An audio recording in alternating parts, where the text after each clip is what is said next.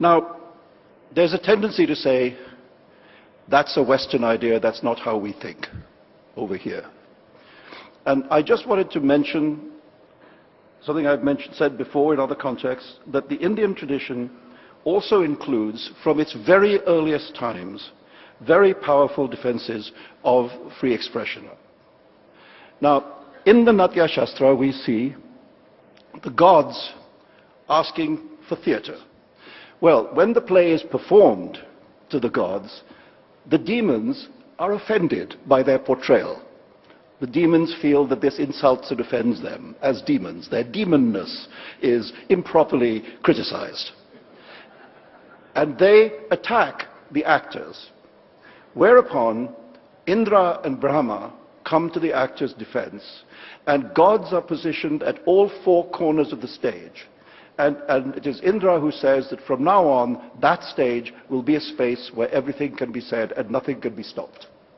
So this is one of the most ancient of Indian texts, the Natya Shastra, which contains as explicit and extreme a defense of freedom of expression as you will find anywhere in the world. This is not alien to India.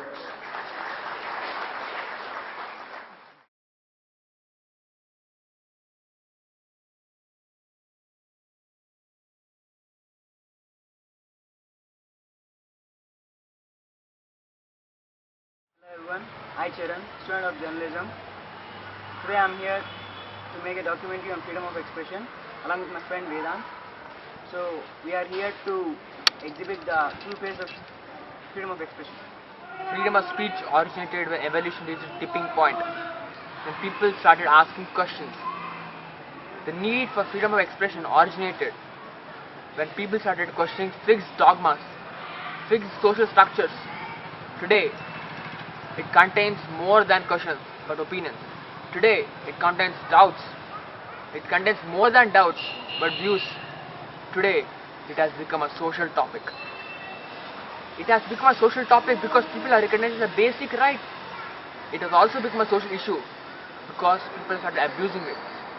People started misinterpreting it. People started objecting it. And above all, most of India, a large part of India, is not using it at all. I think social issues should be explored more clearly because words makes powerful impression. जहाँ तक in general freedom of speech की बात होती है, तो मेरा ये मानना है कि ये एक ऑनगोइंग प्रोसेस है।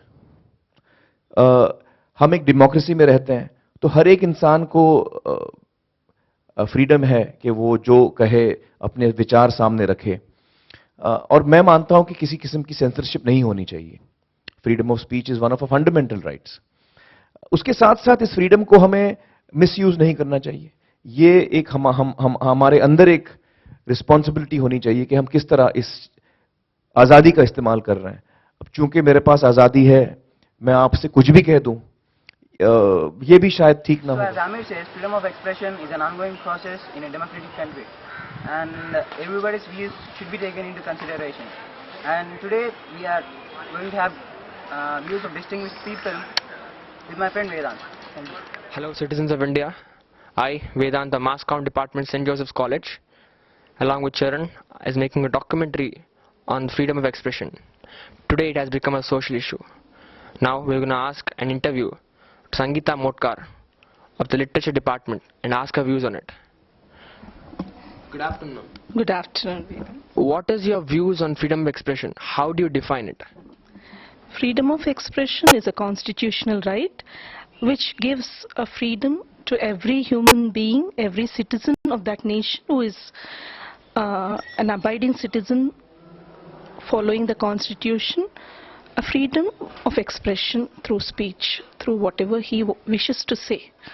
But it does come with a tag of checks and balances, because we have common goals, so that freedom is safeguarded from its extreme negative excesses. Like freedom can be anarchy, so constitution defines it in its own special way, with all its checks and balances of what freedom ought to be understood as and what freedom should not be.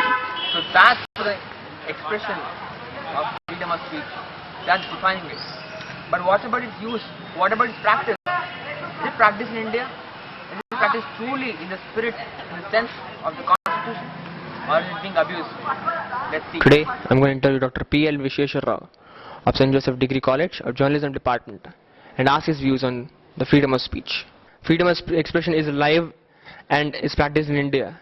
The fact that we have survived as a democracy for over 68 years is an indication that by and large, if you take, the Indian press, we have almost about, over 95,000 newspapers and magazines which are published in multiple languages.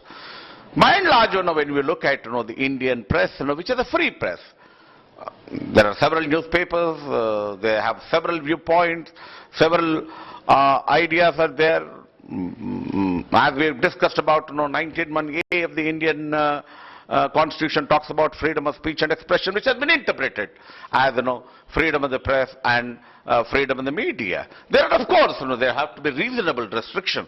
The Constitution itself also talks about reasonable restrictions, as long as, we do not write something which is provocative, as long as, we do not publish something, which hurts sentiments of the people of this country. We need to be careful. That is where in newspapers, we've got editors. Editors will decide what should be published, what should not be published, and we must certainly take measures to see that, we do not hurt, sentiments, and we don't publish, speeches, which are provocative in nature, which would mean, that we are trying to insult or trying to hurt one religion or the other. We need to be very, very careful in terms. But then, I do not believe in any kind of a regulation.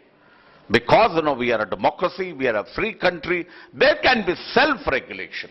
A newspaper has to regulate itself in terms of what should be published or what should not be published. Of course, in terms of television, we need to have, again, that kind of a self-regulation of what should be published or what should not be published. Right. But how... And so, as he says, some freedom of expression will hurt people.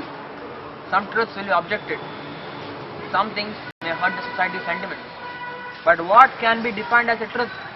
And how, if that truth hurt the society, will it serve society?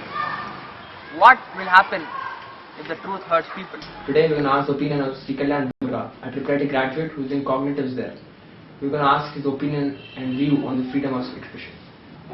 Do you think that speaking out this freedom of expression, whether it's in India and worldwide, do you think it's honestly is not hurting certain sentiments? If speaking out truth does hurt sentiments, but do you think it should be spoken out? Even though it hurts certain disturbs in social taboos and stuff. I think truth is, nobody has monopoly over truth. And I think, I don't know about some sages, but at least for the general public, truth is still elusive. It's not yet known. See, I remember my professor saying this very interesting thing.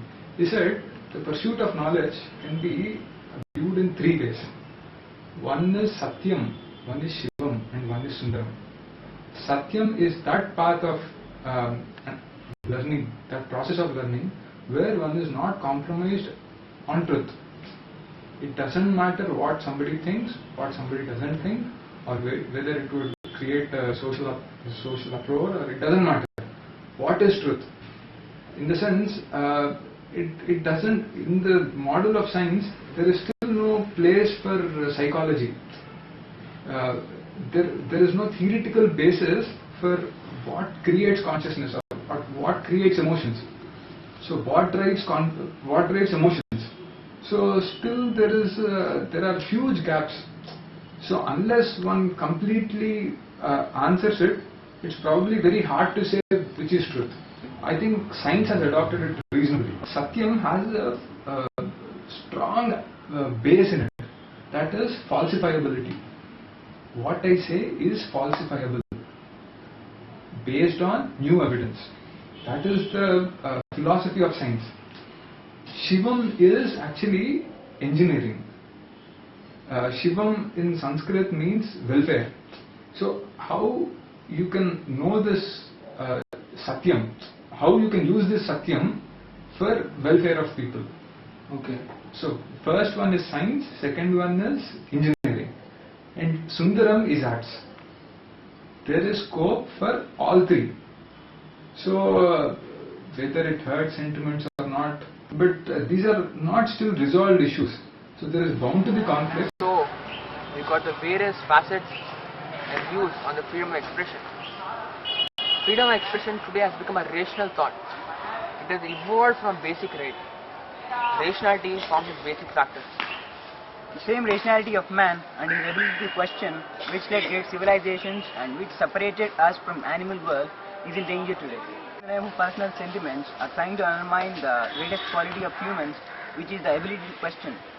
Religion is being one of the biggest hurdles to human society to express their views.